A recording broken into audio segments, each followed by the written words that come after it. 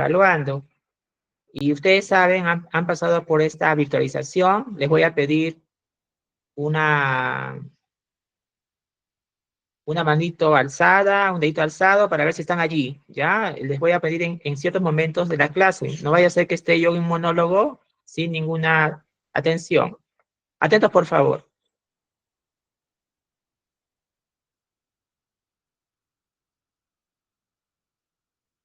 Estábamos en lo que es bronquiectasia.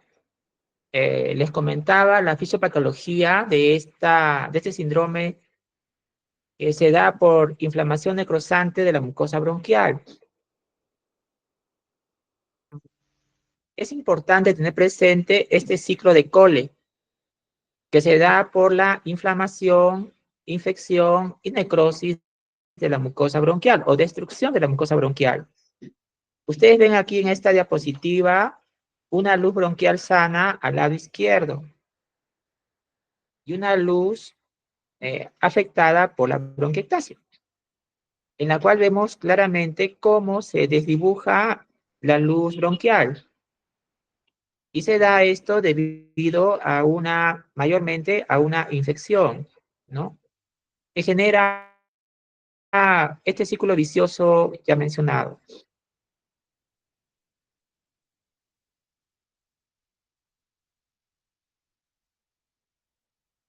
Y vean ustedes cómo contribuye para ello la presencia de leucocitos neutrófilos en esta mucosa bronquial dañada, como las elastasas, ¿no?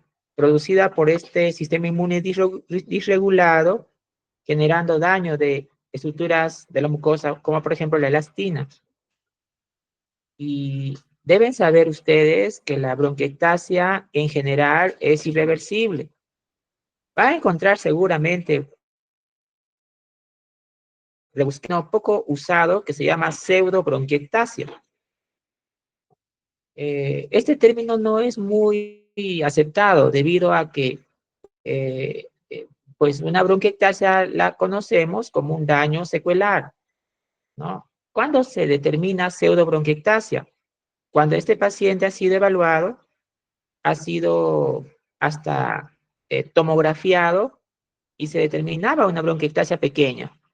Pero pasado el tiempo y en alguna otra oportunidad, por alguna razón justificada, le vuelven a hacer la tomografía y ya no está la bronquiectasia, ya no está.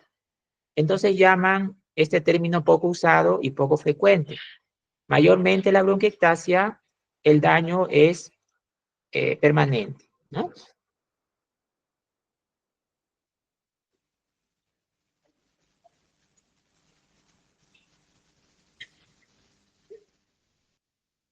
Ya habíamos comentado sobre la necesidad de fenotipar la bronquiectasia, ¿no? Sabemos de que existen tres fenotipos, ¿no? Esto ya tiene conocimiento la ciencia 8 años. Y uno de estos fenotipos es el fenotipo infeccioso. En 28 países se ha estudiado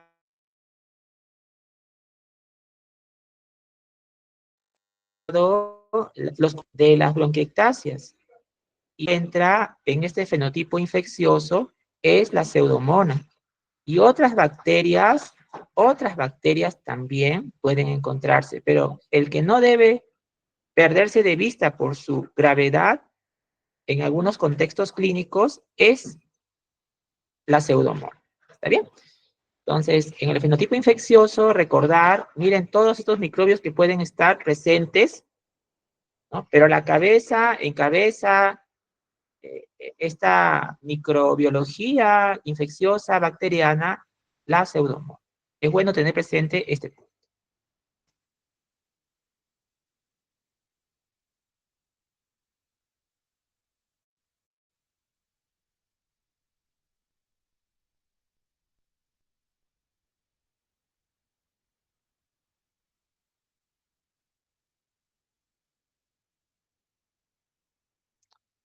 Es importante que tengan presente este concepto de elastasa. La elastasa lo produce el neutrófilo de nuestro sistema inmune. También hay elastasa en algunos humos, como el humo del tabaco, por ejemplo. Y esa elastasa, como ven en la diapositiva, puede generar alteración estructural, ¿no? En cuanto a las mucinas que hemos estudiado, ¿no? Alteración en la movilidad de los cilios, alteración en el reparo celular, ¿no? Activación de inflamación, ¿no? Y alteración en el sistema inmune en cuanto a su función. Y esto va a generar, pues, justamente este daño en la mucosa. Entonces, vean ustedes que la noxa injuriante puede ser una bacteria, en nuestro medio tuberculosis, en pacientes predispuestos, por ejemplo, un paciente, como hemos visto en las prácticas, VIH positivo, un paciente diabético, ¿no? Que tiene un sistema inmune disminuido, se va a generar una inflamación. Esta inflamación, liderada por los neutrófilos, va a generar elastasas y otras citocinas que va a producir alteración en la cantidad de moco que se forma, alteración en la célula periciliar, y esa liberación de citocinas va a generar daño a nivel de la mucosa bronquial, que se va a expresar mayormente como bronquiectasia, ¿no? O algún grado de remodelamiento anatómico alterado. Es necesario recordar que al generar inflamación, el moco cambia en sus componentes físicos en cuanto a la cantidad, en cuanto a la consistencia y en cuanto al color. Y esto va a generar la signología clínica, lo que se llama la expectoración. Entonces, no olvidar que cuando es posible, los síndromes respiratorios fenotipen, ¿no? Infeccioso o puede ser exacerbador, cuando hay más de 3 ocurrencias al año, y el fenotipo hipersecretor. Ahí están las características clásicas de la expectoración bronquiectásica, ¿no? Incluyendo la broncorrea. Bueno, ya me pasé ya de los 10 minutos. A ver, la delegada Paola. Paola. Sí, doctor, buenas tardes, aquí estoy. Paola, un favor, haznos recordar a la clase cuáles las características semiológicas de la expectoración bronquiectásica. De la expectoración bronquiectásica. Esta puede tener olor a yeso mojado. En el, en el, en la bronquiectasia con el fenotipo de hipersecretor, vamos a ver que va a ser de más de 100 ml. Eh, Vamos a ver que este va a ser de predominio matutino. Es en 3 capas. Em, Esas serían algunas características. Claro, muy bien, gracias Paola. El fenotipo de la expectoración clásica semiológica es el hipersecretor. Cuidado, si no tiene estas características de expectoración, simplemente decimos de que no tiene fenotipo hipersecretor. Cuidado, no esperen encontrar expectoración clásica para decir que hay bronquiectasia. Puede tener expectoración no con estas características, tener bronquiectasia y pertenecer al fenotipo de infeccioso o fenotipo exacerbado. Es el mensaje de esta diapositiva. Algunos datos importantes por la cantidad de espacio del círculo, del globo. Recordar que el fenotipo infeccioso, lo vemos en nuestro servicio, mayormente genera internación, ¿no? Internación. Tiene una calidad de vida que disminuye en el paciente, ¿no? A veces esto recrudece y se exacerba después de una injuria respiratoria infecciosa. Su índice de severidad de bronquiectasia es grande, produce disnea, a veces hemoptisis, y la función respiratoria medida por el BEF1 disminuye. Ya no olvidar el fenotipo infeccioso. El fenotipo exacerbador, ya les mencioné cuando sospechan, ¿no? Sospechan cuando tienen 3 internaciones o consultas médicas por año en este paciente con bronquiectasia, ¿no? Este paciente, pues, es de cuidado, ¿no? Porque genera mayor severidad y tiene riesgo de mortalidad, ¿no? Mayormente se ven en el género masculino, adultos mayores, con bajo peso, eh, le genera un síndrome de obstrucción de vía aérea, o sea, puede tener sibilancias, ¿no? Y a veces está acompañada de algunas comorbilidades, ¿no? En respiratorio a veces hablamos nosotros del comorbidoma. ¿Qué es comorbidoma? Todas las comorbilidades que podrían acompañar a un paciente respiratorio crónico. Por ejemplo, EPOC, problemas de apnea sueño, secuelas tuberculosas, etc. ¿no? Y llegamos al fenotipo hipersecretor. Entonces, vean ustedes, si uno menciona, ¿no? A ver, ¿dónde está Melanie? Melanie. Doctor, buenas tardes. Melanie, buenas tardes. Melanie, si la pregunta fuera si ese paciente tiene una expectoración, como mencionó Paola, con una expectoración abundante, mayor de 100 ml por minuto, posicional, matinal, adherente, 3 capas, olor a yeso mojado, con broncorrea ya. Este fenotipo, ¿en qué fenotipo estaría, Melanie? Hipersecretor, doctor. Hipersecretor, ¿correcto?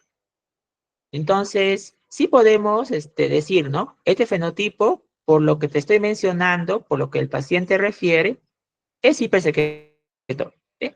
Que no quita, cuidado, que no quita que tenga un fenotipo infeccioso también. Cuidado, ¿no? No es que sean excluyentes los fenotipos.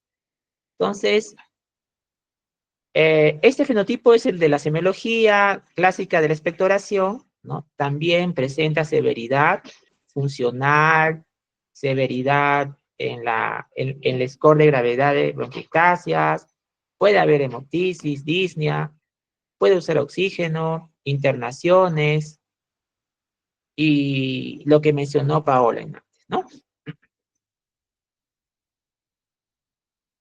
Bueno, esto también es bueno que lo sepan, ¿no? Estamos en el 2024 ya, no es una novedad, tiene ya varios años, que detrás de los fenotipos hay endotipos, ¿no? Endotipos inflamatorios. ¿Y qué es eso? El endotipo inflamatorio es la explicación molecular de los fenotipos, ¿no? En la cual, brevemente, ¿no? Es la inflamación en cuanto a la dominancia de un leucocito, ¿no?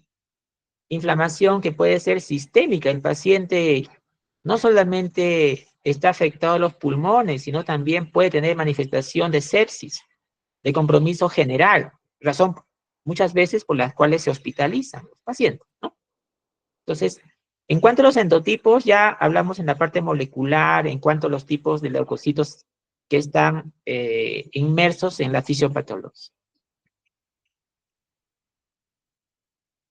Entonces, haciendo un resumen de lo mencionado, no olvidar que la bronquiectasia tiene inflamación predominantemente neutrofílica, también puede ser de otros leucocitos, en la cual el clearance o depuración, el clearance mucociliar que hemos estudiado en la primera unidad está alterado, ¿no?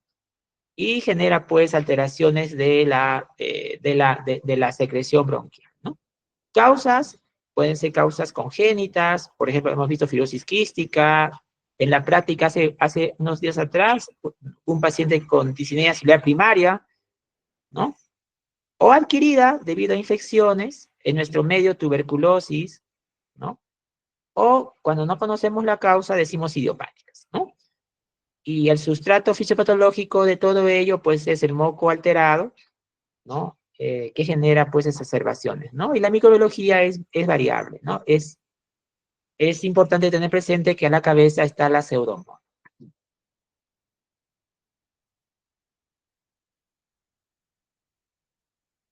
El enfoque de bronquiectasia ya lo mencionamos la vez pasada, ¿no? Cómo enfocamos una bronquiectasia en un paciente, una buena historia clínica nos da el diagnóstico aproximado. Y vamos de lo menos invasivo a lo más invasivo. De lo más frecuente, caballos, a lo menos frecuente, secas, ¿no? Tener presente siempre los fenotipos para poder no perder de vista el diagnóstico. ¿Cuál? Cuando hay bronquiectasias evidentes, en el MAX2 que hemos estudiado, ir hacia atrás buscando la noxa injuriante, ¿no? Que puede ser tuberculosis, alguna neumonía que lo hospitalizó al paciente, incluyendo COVID, ¿no? Hemos visto bronquiectasia por COVID en la pandemia, ¿no? La clínica ya lo hemos mencionado, ¿no? ¿Existen bronquiectasias secas? Sí, pues puede ser fenotipo infeccioso, fenotipo exacerbador. Ya lo mencionamos también, ¿no? Recuerden que esta parte de esta exposición es up to date, les mencioné. ¿Cuándo sospechar bronquiectasia? También lo mencionamos la vez pasada, cuando el paciente se queja de infecciones respiratorias frecuentes, ¿no? La bronquiectasia, cuando es masiva o es extensa, puede generar compromiso cardíaco derecho, generando un cor pulmonar, ¿no? Y si genera hipoxemia crónica, va a generar poliglobulia. Los síntomas también ya se mencionó, ¿no? Esto también es dependiente del fenotipo. Y si es hipersecretor, pues se va a encontrar sucrepitantes y bilantes, ¿no? Y si es crónica y extensa, va a haber acropaquias. Cuidado. Esta diapositiva recomendable en este curso no es muy específica, porque como hay tantas causas y la extensión es tan variable, pues esta semiología de toras es inespecífica, ¿no? Va a depender de la extensión, del fenotipo para encontrar estos signos, ¿no? Pero recuerden, ¿no? Si es hipersecretor, pues esperarías encontrar roncus, sibilantes, sucrepitantes, ¿no? También recordar de que la bronquiectasia se define imagenológicamente, ¿de acuerdo? Es importante ese punto. Te puede dar compromiso obstructivo bronquial, ¿no? Pero la definición es imagenológica, ¿no? Dependiendo de la causa que sospechas, puedes pedir estas pruebas, ¿no? A ver, ¿dónde está Jonathan? Jonathan. Sí, doctor, buenas tardes, dígame. Buenas tardes, Jonathan. Oh, Jonathan, ayer hemos visto un paciente, ayer y anteayer incluso en el servicio. Luego que ustedes se fueron de la práctica, yo regresé a la tomografía. Tiene bronquiectasia el paciente evaluado. La punta del corazón está en el lado derecho. En la ventana mediastínica, que no hubo oportunidad de mostrarles por el tiempo apretado, el hígado está en el lado izquierdo y el bazo está en el lado derecho. Lo he visto en la tomografía en la ventana mediastínica. Jonathan, este paciente es joven, es un paciente que viene de Andahuaylas, con bronquiectasias, aunque no refería a sinusitis en la pregunta, en la visita médica. ¿Qué sospechas con esta? Y viene por hemoptisis escasa, ¿no? Con esta historia y estas imágenes que hemos visto en parte con ustedes, ¿qué podría sospechar de lo que hemos hablado hasta ahora en el curso? Tiene la punta del corazón en el lado derecho, el hígado en el lado izquierdo y el vaso en el lado derecho. Vamos, Jonathan. Y tiene bronquiectasia. No estoy seguro, doctor, pero habló acerca de lo que es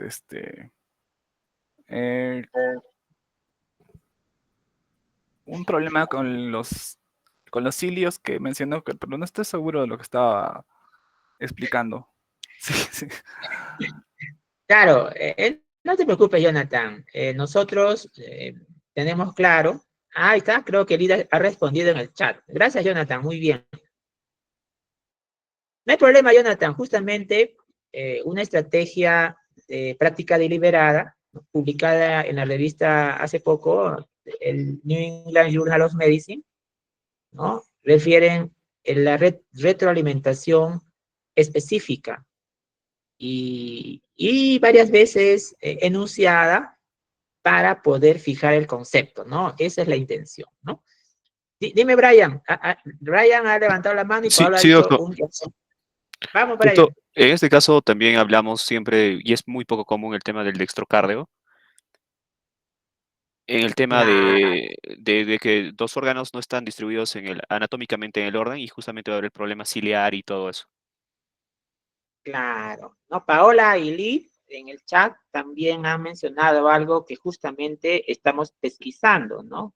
Gracias, Lid, por participar. Gracias, Paola, nuevamente. Gracias, Jonathan. Y gracias, Brian. Justamente, este paciente se sospecha que tenga discinesia ciliar primaria, ¿no? Lo que antiguamente se llamaba síndrome de Cartagena, ¿no? Entonces, si es así, tendríamos, si estuviésemos en una buena tecnología, cosa que no tenemos, ¿no? Tendríamos que pedirle, pues, al paciente estudios genéticos para ver si hay alteración, mutación genética. Revisan las diapos de aclaramiento mucociliar en los brazos o en la dineína de los brazos internos o externos de los cilios 9+2, ¿no? Incluso vean ahí, les he mostrado una diapositiva de la revista Lancet, publicada hace poco, de todas las alteraciones genéticas que hay en los brazos de los cilios que generan, como dijo Jonathan parcialmente, ¿no? Que los cilios nodales, ¿no? No se ubiquen en las posiciones finales, ¿no? Y al final tengamos una imagen en espejos, es decir, los órganos se ubican en zonas opuestas a su ubicación final, ¿no?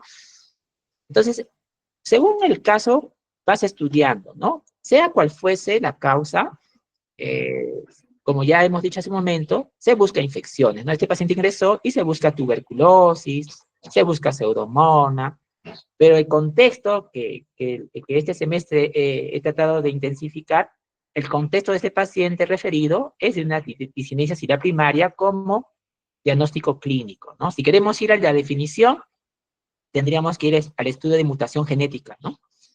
Entonces, van a depender los estudios del paciente en su contexto, ¿no? Entonces, la placa de tórax es lo básico, ¿no? Es lo que se realiza inicialmente, ¿no? Se ve ahí la imagen clásica de riel de tranvía, ¿no? ¿Qué es el riel de tranvía? Pues es la mucosa bronquial engrosada, en la cual muestra una luz mayor de lo normal, ¿no? Y eso es un diagnóstico radiográfico inicial importante. Cuando no hay una evidencia clara, pero la historia habla de bronquiectasias y justifica irradiar al paciente, se va a la tomografía, ¿no? En la tomografía importa, para sacar provecho mayor, algunas bronquiectasias son más predilectas en ciertas áreas. Por ejemplo, los vértices dominan las tuberculosis, centrales aspergilosis, y en la parte inferior mayormente están las bronquiectasias que no se conoce la causa, ¿no?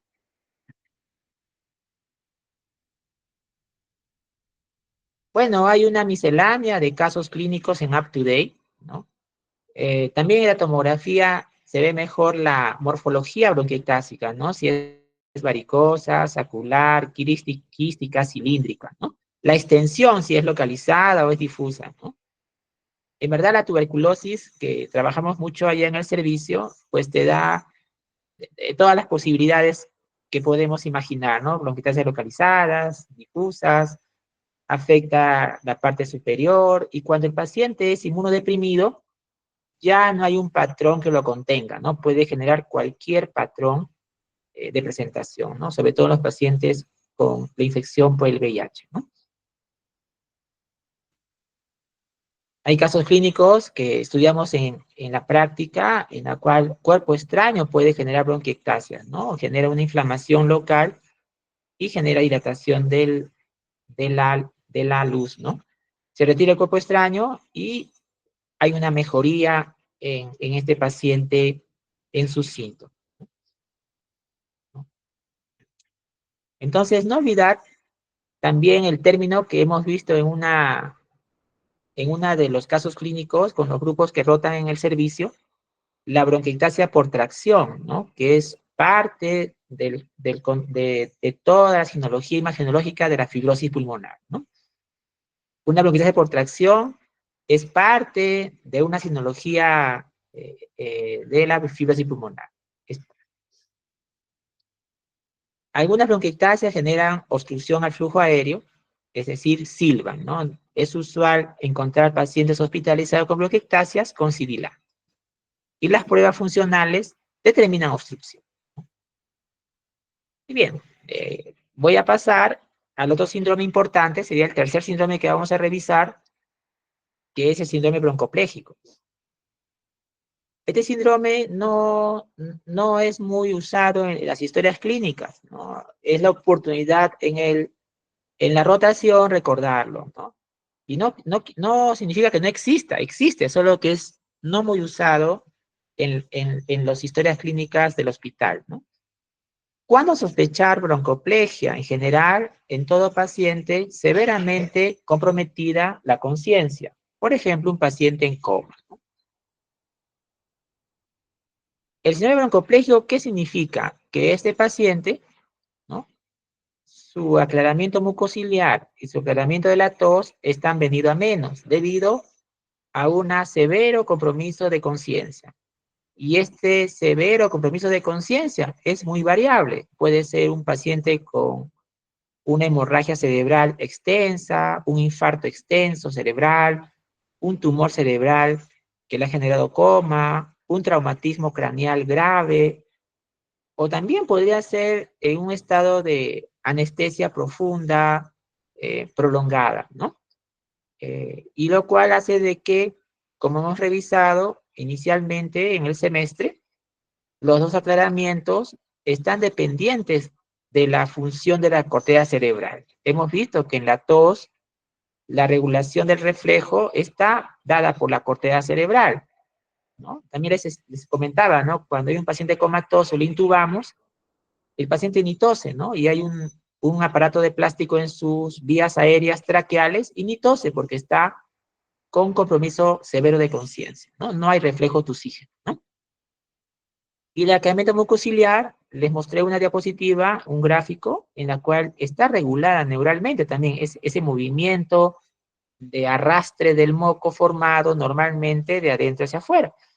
Entonces, si ambos aclaramientos están afectados en este síndrome broncopléjico, lo que va a ocurrir es que va a haber síntomas, ¿no? Porque este moco no drenado, no expectorado, la tos no funciona adecuadamente, no es eficaz.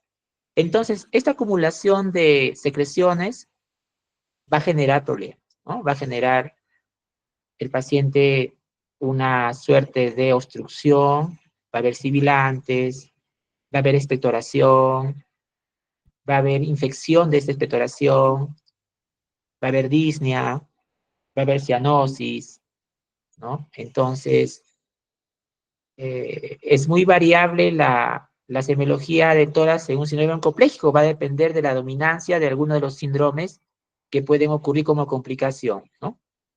Y eso, añadido a que, como está en coma, no se mueve, está postrado, le va a generar congestión pulmonar y riesgo de embolia pulmonar. Se activa la triada de Bridgestone, ¿no? Entonces, este paciente con síndrome broncopléjico, ¿no? En las pocas horas o días va a generar insuficiencia respiratoria, va a generar condensación exudativa, va a generar obstrucción de vía aérea, puede generar atelectasia, puede generar estos problemas, ¿no? Y se va a manifestar en los síntomas que encontré, ¿no? Entonces, el diagnóstico es clínico, ¿no? La imagen radiográfica documentará el síndrome que estamos estudiando. Podría ser, pues, atelectasia, podría ser condensación exudativa, ¿no? Y la gasometría lo que va a confirmar es el grado de insuficiencia respiratoria, de tipo 1 si es que el PCO2 está por debajo de 44 y de tipo 2 si está por encima de 44, ¿no? Bueno, Un tercer síndrome, cuarto síndrome, es la bronquitis crónica. La bronquitis crónica, ¿de acuerdo?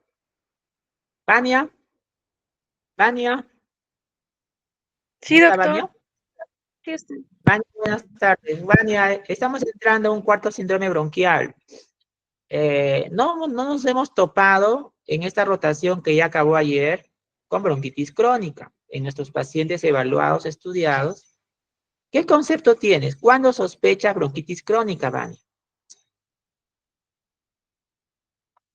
Bueno, doctor, primero por los antecedentes del paciente, ¿no? Si me dice que tiene un antecedente de haber cocinado con leña, como está en la imagen, o un fumador, pues ya nos haría pensar en una bronquitis crónica. Claro, claro.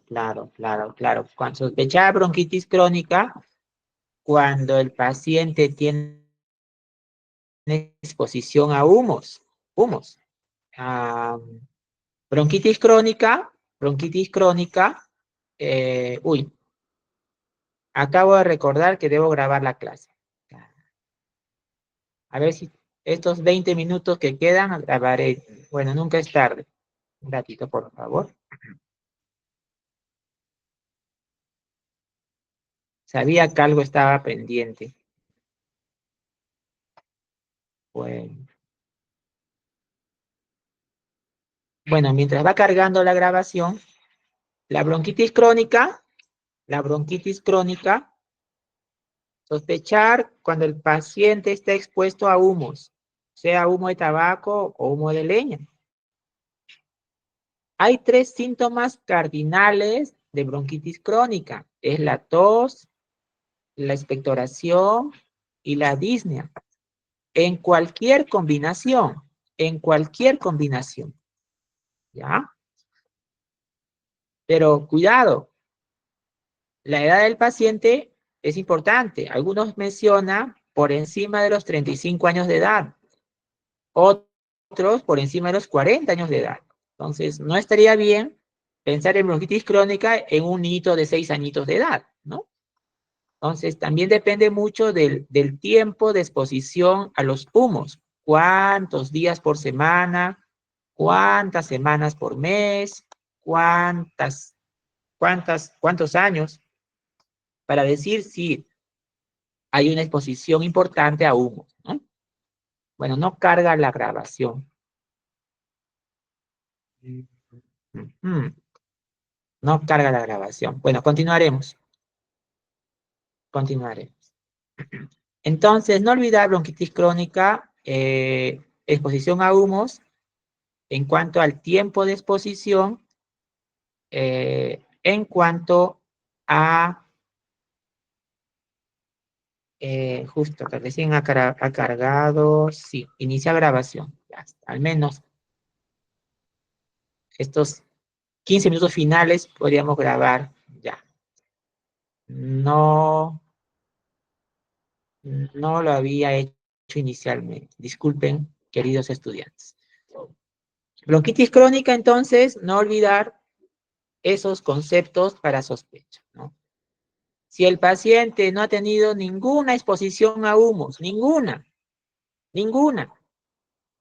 y tiene 20 añitos de edad, sería pues poco posible, alejado, Se está grabando la improbable que llamada. tenga bronquitis crónica. Entonces, tener cuidado también con este concepto, ¿ya? Tiene que haber una edad por encima de tal edad, la exposición a humos en cuanto al tiempo también, ¿no? Tampoco, esto también les menciono, ¿no? ¿Qué tal si una persona de 40 años, ¿no?, hace su parrilla en su cumpleaños de 40 años y nunca más se expuso a humos, ni fuma? No tiene bronquitis crónica, porque un día de parrilla no le da bronquitis crónica, no tiene que haber varios días por semana, por mes, por años, para decir que tiene bronquitis, ¿no? Como una sospecha.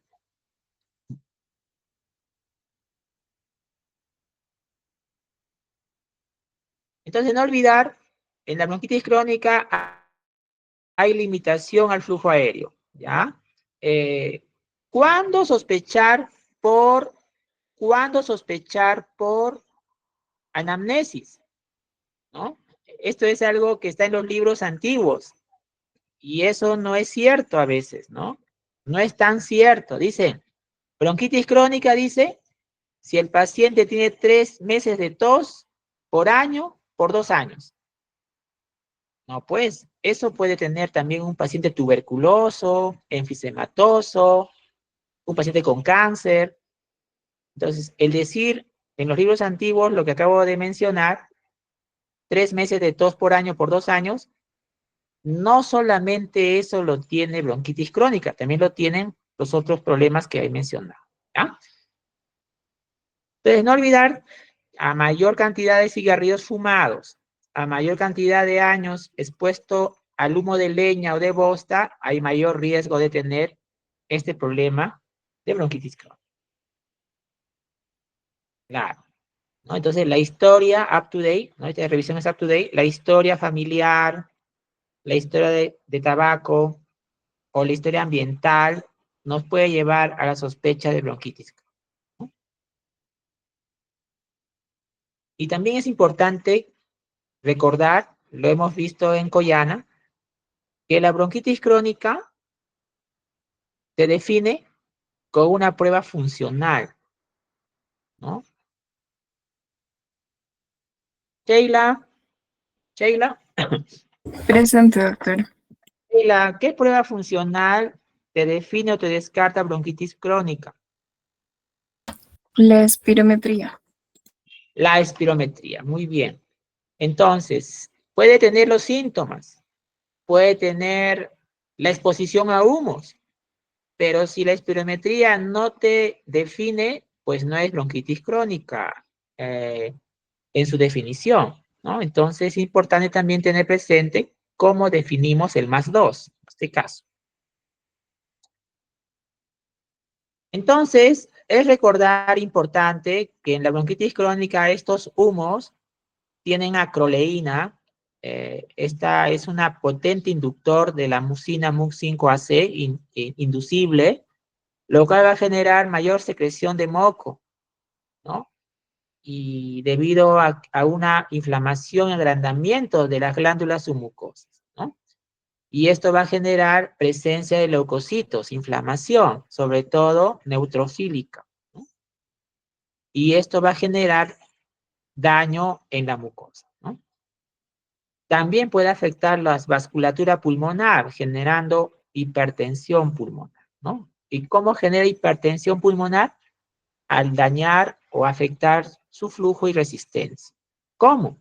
Aumentando siendo efecto mitogénico, afectando la pared de los vasos pulmonares, restándole luz, ¿no? Entonces, importante, nuestros pacientes expuestos a humos. Los síntomas ya mencioné. ¿Cuáles son los cardinales? No olvidar, ¿no? Puede agregarse otros signos como las sibilancias o el dolor torácico debido a la obstrucción de vía aérea, ¿no? Los síntomas van a depender, ¿no?, de la gravedad de la obstrucción, ¿no? Puede tener una expectoración amarilla verdosa, de regular cantidad, tos frecuente y la disnea dependiente del motivo de la exacerbación, ¿no? Acá también tenemos 3 formas típicas, no le llaman fenotipos, formas típicas de presentación. Tened cuidado, no todos se presentan igual. Vamos a revisar en estos minutos que quedan las formas típicas de presentación de la bronquitis crónica. Esta revisión, repito, es up to date.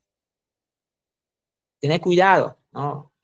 Primera presentación, es aquella persona fumadora sedentaria, gran sedentarismo. Entonces, ustedes podrán entender, ¿no? Si esa persona está fumando mucho tiempo, está en sedentarismo extremo, ¿esperaríamos encontrar disnea en ella? Por supuesto que no. ¿Por qué? Porque no se mueve, pues. Está prácticamente en sedentarismo extremo entonces no nos guía en el diagnóstico que no tenga disnea, ya que no se expone a esa función, ¿no? De estar en movimiento, digamos, de cierto grado de intensidad, ¿no? Entonces, este paciente sedentario no va a tener muchas quejas. ¿Por qué? Porque no se mueve, ¿no? A lo más tendrá un poco de tos, ¿no? Pero disnea, como no hay un estímulo, no lo va a tener. Cuidado con esta presentación. Además, les he mencionado, ¿no?, que los síntomas carinales son 3 en cualquier combinación. No tienen que estar los 3 necesariamente. ¿Ya? La otra forma clínica es aquella persona que sí se mueve, se moviliza, ¿no? Entonces, esta persona tiene tos, tiene disnea, ¿no? Mayormente al esfuerzo inicialmente, ¿no? Que puede progresar a reposo si sigue exponiéndose al humo, y hay cierto grado de obstrucción bronquial, ¿no? Se puede dar ya la producción de esputo, ¿no? Que mayormente es en las mañanas, pero puede ser de todo el día, ¿no? No llega a ser broncorrea, es de un carácter mucoso, pero se puede volver purulento por la infección sobreañadida en la exacerbación, ¿no?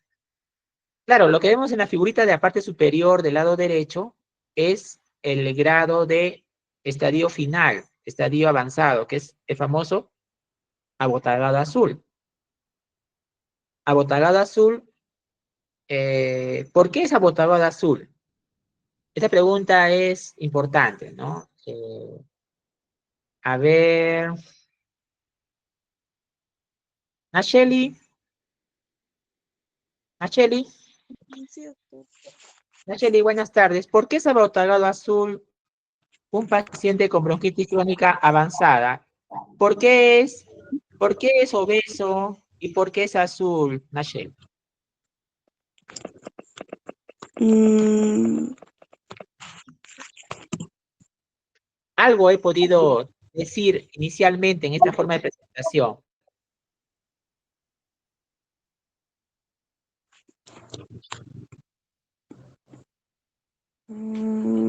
bueno, por la cianosis principalmente podría ser, doctor.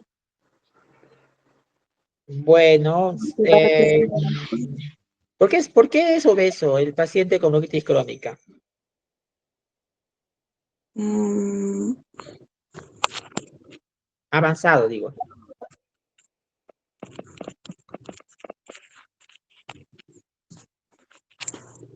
am, bueno, la dificultad respiratoria que presenta podría propiciar, ¿no?, que sea el sedentarismo, que el sedentarismo en el paciente también.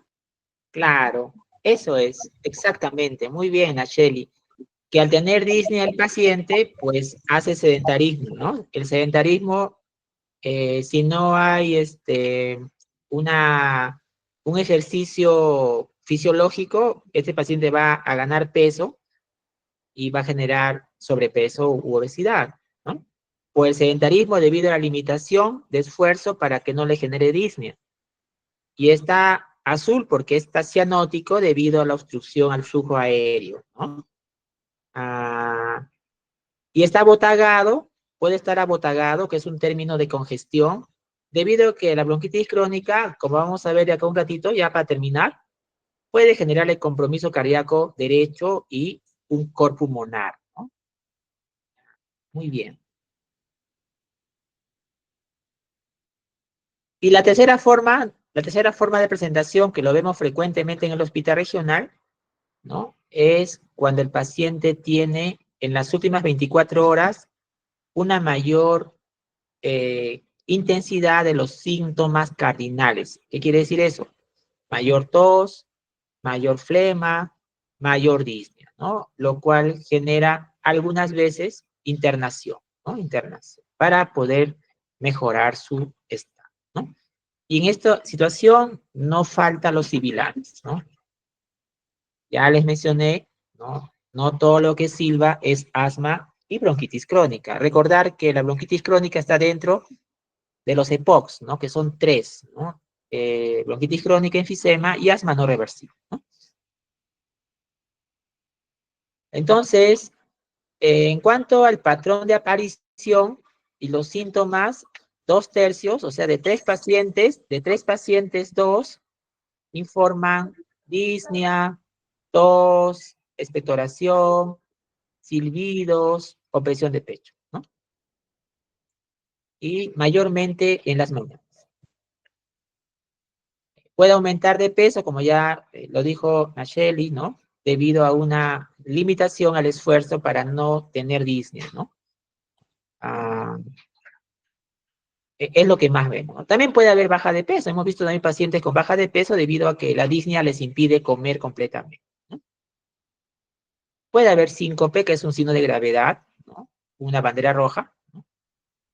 Y por supuesto, la disnea puede generarle un agotamiento de la reserva cognitiva y generar depresión o ansiedad, ¿no? A veces en adultos mayores hasta incluso hacen síndrome de delirio, ¿no? Muy bien. El examen físico es variable. Si está en en los estadios iniciales, pues no va a haber ninguna alteración evidente, pero si está con esa observación, puede encontrarse sibilancias, ¿no? Expiración prolongada, ¿no? Sí es importante tener presente este punto.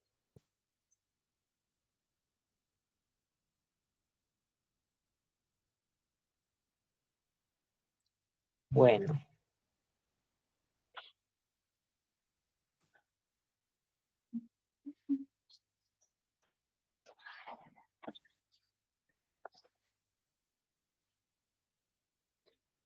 Por ejemplo, aquí vemos una diapositiva donde podemos encontrar en algunos pacientes, esto es contextual, ¿no? Puede haber cianosis, asterixis es debido a la hipercapnia que puede tener el paciente, ¿no? Puede haber el hígado grande debido a ya un compromiso cardíaco derecho. Igual puede haber una ingurgitación yugular de una cruz o dos cruces debido a lo mismo. Y aquí en el gráfico, ¿no? Es un gráfico sacado de un libro llamado Amir, ¿no? En lo cual vemos en la paciente ya edema en las piernas. Si un paciente tiene edema en las piernas, ¿no? Edema en las piernas, en los dos lados igual, un edema de origen cardíaco, ¿no? Que es un edema pálido, un edema frío, simétrico, que aumenta con el transcurrir del día, es un edema duro mayormente, pues, ya nos revela en un paciente que tiene una bronquitis crónica que ya es probable que tenga ya un compromiso cardíaco derecho con insuficiencia, ¿no? Eso se llama cor pulmonar, ¿no? Cor pulmonar crónico tipo 3, ¿no? Bueno.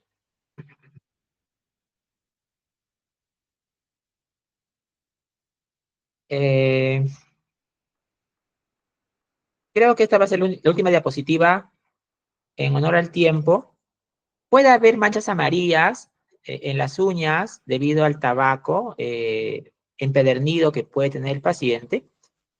No olvidar que las uñas amarillas no solamente es por tabaco, hay otras razones también, ¿no?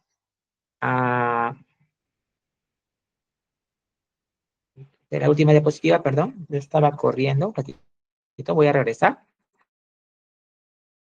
Aquí, terminar con esto, ¿no? La bronquitis crónica por sí sola no da acropaquias. Recuerden ese punto. Las acropaquias no son típicas de presentación de una bronquitis crónica o un enfisema, ¿ya? Si el paciente tiene bronquitis crónica, escuchen, y tiene acropaquias, búscale otra causa de acropaquias, ¿no? Por ejemplo, cáncer, condensación retráctil, bronquiectasias extensas, otra causa, ¿ya? Porque la bronquitis crónica como EPOC nada más por ser bronquitis crónica como EPOC, no es usual encontrar acropaquia. ¿Ah? No se explica en la malla la acropaquia por la bronquitis crónica. ¿Ya? Ese es un mensaje también importante tener presente. Bueno, yo les agradezco por este momento, he avanzado, sí, me siento, digamos, bueno, que he avanzado en la parte de síndromes bronquiales. Aún me falta terminar un poco más este tema y también terminar lo de obstrucción de vía aérea para pasar a condensación exudativa. La próxima semana, el próximo miércoles, continuaremos con lo programado para el día de hoy, es decir, los dos casos de concordancia de guión del grupo de bronquiectasias y el grupo de condensación exudativa, ¿no? Resolución individual y resolución en pizarra de los grupos. Expone derrame pleural, el grupo expositor de derrame pleural expone, sí o sí.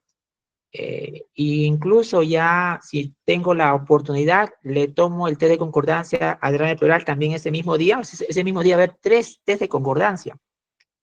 Y una vez, sí, prepárense para 3 test de concordancia, 9 preguntas, 3 por cada exposición. Y resolución de los 3 grupos de ellos, ¿no? Y si es posible, si tienen ustedes esa media horita valiosa para mí, de empezar 3:30 y seguir con mi avance tutorial. Sería la programación para la próxima semana. Bueno, buenas tardes, jóvenes, gracias, que tengan un bonito día. Hasta luego. Hasta luego, doctor, gracias. Hasta luego, doctor. Muchas gracias. Gracias a ustedes. Hasta luego.